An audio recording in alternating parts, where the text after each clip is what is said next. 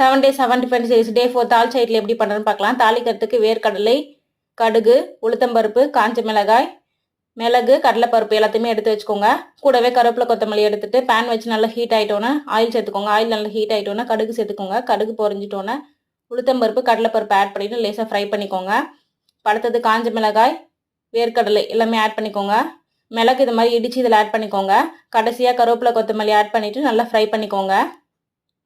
இப்போ பொன்னிறமாக வந்தோடனே எடுத்துக்கோங்க. இப்போ இட்லி மாவில் உப்பு சேர்த்து நல்லா மிக்ஸ் பண்ணி எடுத்து வச்சுக்கோங்க. இப்போ இந்த மாவில் நம்ம தாளித்து வச்சுருக்கிறது எல்லாத்தையுமே இதில் ஆட் பண்ணிவிட்டு நல்லா மிக்ஸ் பண்ணிக்கோங்க.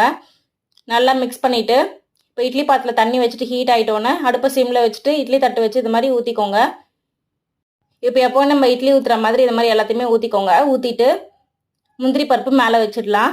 எல்லாத்தையுமே மேலே முந்திரி பருப்பு வச்சுட்டு இட்லி தட்டு போட்டு மூடிட்டு கொஞ்சம் நேரம் வேக விட்டு எடுத்துருங்க. சூப்பரான தாளிச்ச இட்லி ரெடி ஆகிடும். கண்டிப்பாக நீங்களும் ட்ரை பண்ணி பாருங்கள்.